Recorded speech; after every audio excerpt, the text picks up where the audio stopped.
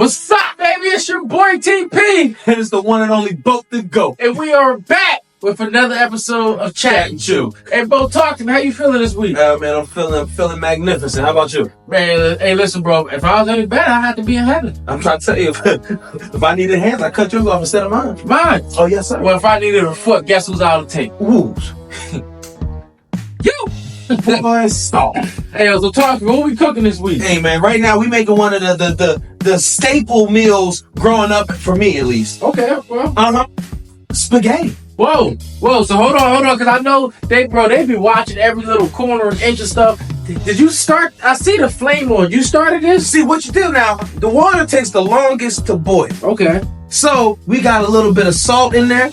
We got a little bit of oil in there so the noodles don't stick together. Okay. We turn that bad boy on high and we let it rock. Because they always told me, a watch pot never boils. So if you sit here and stare at it, it's gonna take longer. It's gonna take forever. It's gonna take longer. So besides the boiled water, so now talk to us. What we got? That's what we got for the noodles. Okay. That's what we got for the noodles. Okay. And now as far as the sauce, we got some. Let's see. We got our seasonings over here. We're gonna put in our sauce. Mm-hmm. We got some toti shashiri. Mm-hmm. We got some black pepper. Mm-hmm. A little bit of salt. Okay. Now we got our onions. We're gonna saute the onions. We're gonna saute the onions, and then we got some ground beef, along with our good old fashioned ragu sauce. Hey, I like that. And now, I don't know, a lot of people might not agree, but hey, this is me, I'm cooking. Talk to me. I like a little bit of sugar in my spaghetti. Okay, and your spaghetti, I like that. I like that. Not on my grits. Thank you.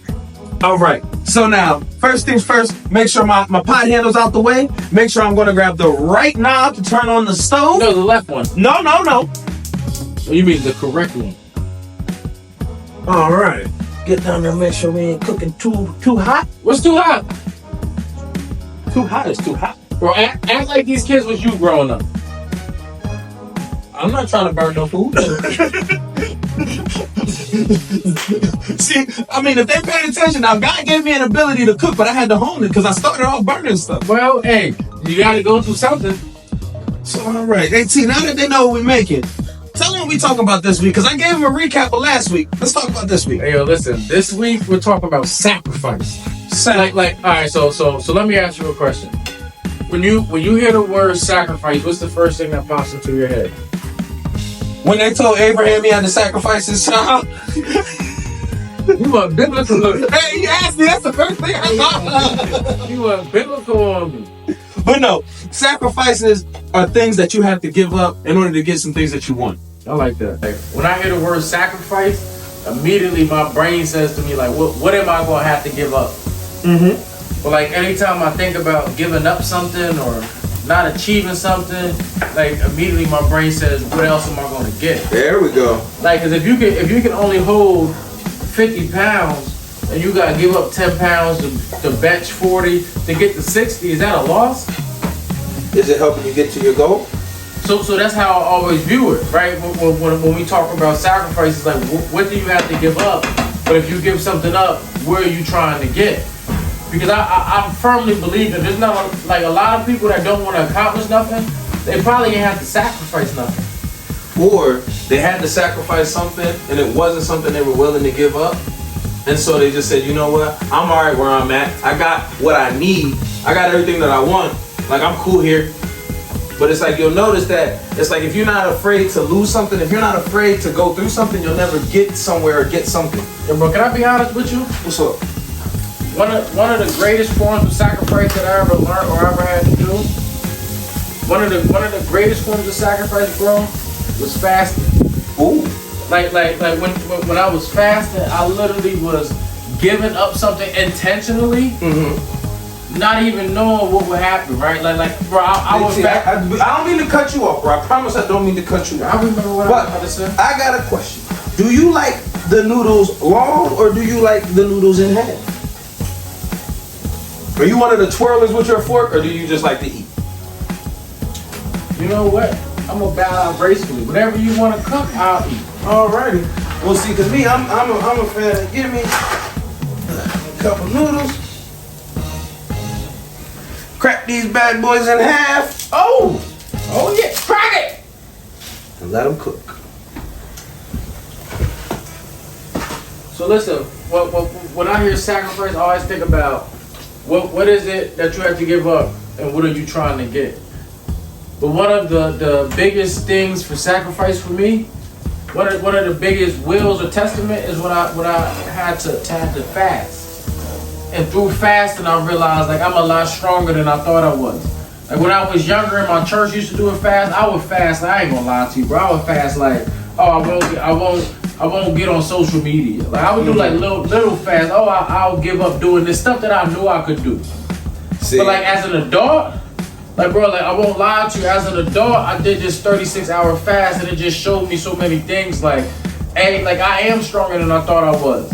But on the back of the fast, I got a school telling me that they want to book me for 2 more years. Like on the back of the fast, I got schools out of town contacting me. So what I started realizing was like, whenever you give up something, whenever you sacrifice something, obviously on the back end of sacrifice is some type of reward. But what I learned is though, bro, the crazy thing is a lot of people not even willing to sacrifice nothing. That's the thing, like, because a lot of people are selfish, and a lot of people feel like they know it all. And a lot of people just don't want to be uncomfortable. That's so that's the other thing I hear when I hear sacrifice. Are you willing to be uncomfortable? Are you willing to do something that you wouldn't normally or naturally do to achieve something greater, to break out of your comfort zone? Because I heard a saying, bro, they say the comfort zone is a great place, but don't too much grow there. The comfort zone is where dreams go to die. Well, come on. The comfort zone is like, comfort is when you act like things, you can only be comfortable when everything is right. That's a fact. So for people they like to be comfortable and act like things sweet and act like things is all good and gravy when you struggling. That's a fact. And it's like, really, and the whole thing about it, the messed up thing about it is, if they would take that one moment and make that sacrifice, then they would have the things that they want, and then there would be less struggle in the end. Well, you know what's so crazy? Like just sitting here talking, sacrifice ain't even what people think it is. Because you might be willing to like Abraham, he was willing to sacrifice his kid, but what if he wasn't willing to sacrifice his wife? Like people might be willing to I'll sacrifice smoking, but I won't sacrifice drinking. Yeah, like one I want to be successful, but I won't sacrifice sleep, but I'll sacrifice my friends.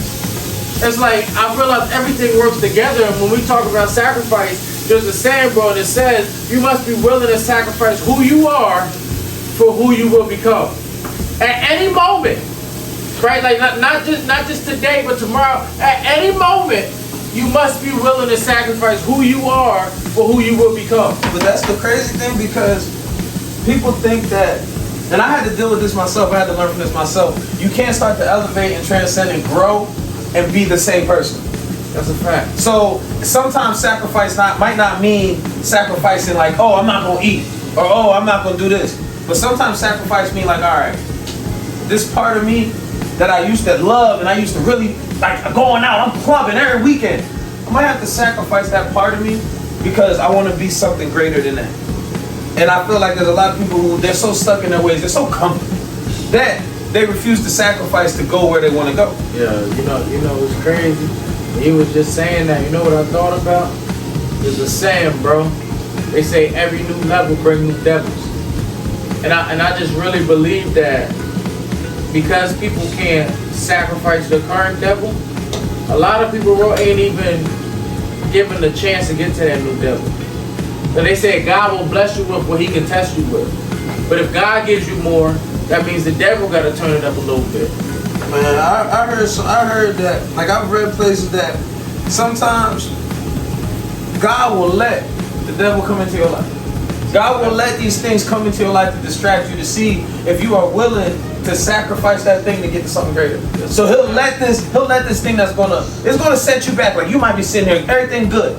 You thinking, all right, like I'm good, I'm working, I'm doing everything I need to do to get to where I'm going. But God's like, no, to get to that next level, you're gonna have to cut off X, Y, and Z. That's a fact. And so he'll bring someone into your life that will make things hard for you until you decide to make those sacrifices. He'll let things fall apart. But you know what kills me, bro? And I promise you, I don't want to get too biblical. Yeah, we're preaching right now. What kills me is the devil shows up in many shapes, sizes, and forms. So again, I'll take the average person. You master the mentality of I'm gonna be in the streets. You master that mentality, but you still pouring up lean and smoking. Then you master the pouring up, laying, and smoking, but you ain't never been in no relationship, so you don't know how to treat your girl. So then you master being with your girl, but you ain't spending time with your kids.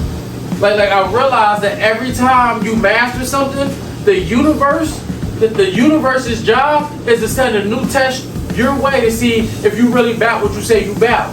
See, and I feel like even if we just going off of that situation, it's like, now think about it. You started at you mastering the trap life, then you going to pouring up and you doing this, but then you want to make a transition to a whole new lane of being a man of the house, of being a father. And it's like, if you're not willing to sacrifice that trap life, if you're not willing to sacrifice pouring up and doing this, how are you ever going to have the capacity to be a loving husband, to be a loving father? That's a part. That's bro. You know what that example is? People don't want to be half in and half out. Like, oh yeah, I got this factory job, but I'm gonna still trap out. Like, you want to be half in and half out. And what I learned is everything's connected. See, I want to win in every aspect of life. You feel me? So I'm willing to sacrifice whatever to win in those aspects. And when your aspects, this is. Oh, come on, let's teach them. Your aspects, realistically, are what you value. Everybody values different things. Obviously, you don't got no kids. So guess what one of my values is? What? Family. I have a wife, a daughter, and a son on the way. See, right? I value family. Yeah, but your value of family, your parents and siblings don't need what my daughter needs. Very true. So like your value is tilted. You can put more energy in other things because, again, I have a son on the way, I have a wife, I have a daughter on top of the parents and siblings. And friends. Like all that is considered family, right? Yeah. So when I look at it, it's faith. Like, do I believe in God? Yeah, but do I talk to God and spend time with God? Right? It's family, it's finance, it's fitness, and it's freedom. But see, what I learned is, and this is so crazy to me, bro, people will be willing to sacrifice. I ain't going to McDonald's, I ain't going to do nothing because I want to get fit. But the whole time, everything else they value, they don't get no energy to. Uh-oh. Hey, T, I think we got some done noodles over here. I think Well, I seen you do this thing with this meat before, pause. So I think this might almost be done too, right? Yes, sir. Oh, sucker now. All right. Now, they always tell you, you know it's done if it stick to the wall. You put your finger in there? No. Oh, she done. But we cooking with something now. I'm going to take it off before I leave. I was about to say, just remember, we ain't at your house. If I go to your house and throw a noodle on you, I want to see what you do. Okay. Now, all right. So if you see here, we got our noodles done. We got our ground beef done. So I need to strain off this grease and I need to strain this water. Do you have a colander or something I can strain with? A what? A colander. This work? That'll work. Do you have a knuckle?